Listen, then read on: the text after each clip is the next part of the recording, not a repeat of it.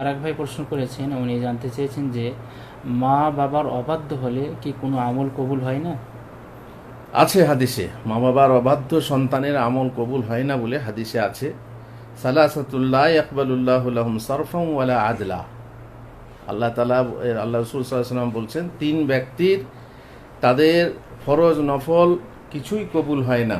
তার মধ্যে প্রথম হচ্ছে আক মানে হচ্ছে অবাধ্য সন্তান, মা বাপের কথা শোনে না, মা বাপের কথা মানে না, যেগুলো মানা দরকার সেইগুলোতে, যেগুলো শরীয়ত বিরোধী সেগুলো কথা না।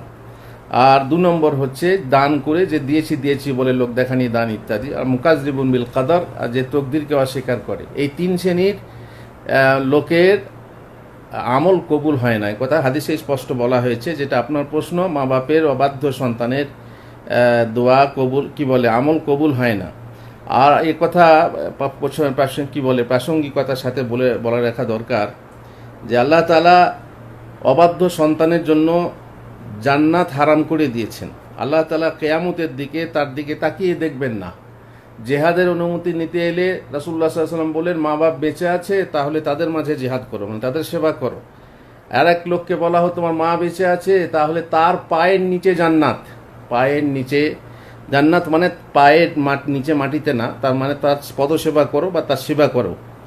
আর এক হাদিসে বলা হয়েছে, মা বাপ হচ্ছে জান্নাতের সর্বশ্রেষ্ঠ দরজা, তুমি চাও সেটাকে বহাল রাখো আর না হয় ভেঙে ফেলো, তার মানে জান্নাত যাওয়ার দরজা।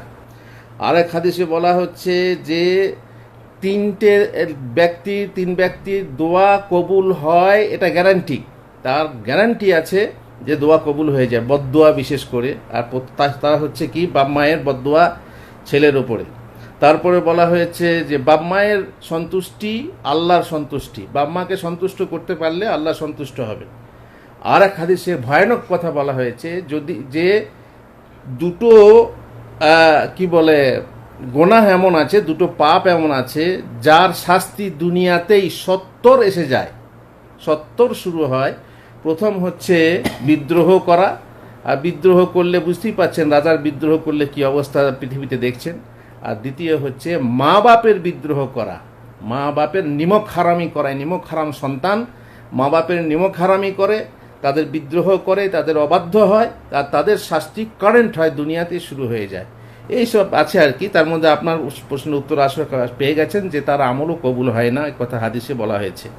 তাহলে শেখ, তারা যদি নামাজ বা রোজা করে সেগুলো কবুল হবে কি? কবুল হয় না বলে তো, আর সারফাম ওয়ালা আদলা, এর ব্যাখ্যাতে বলা হয়েছে না ফরজ না নফল কোনো ইবাদতই কবুল হয় না, বাকি আল্লাহ ভালো জানেন। জাযাকাল্লাহু খাইর, বারাকাল্লাহু ফিক।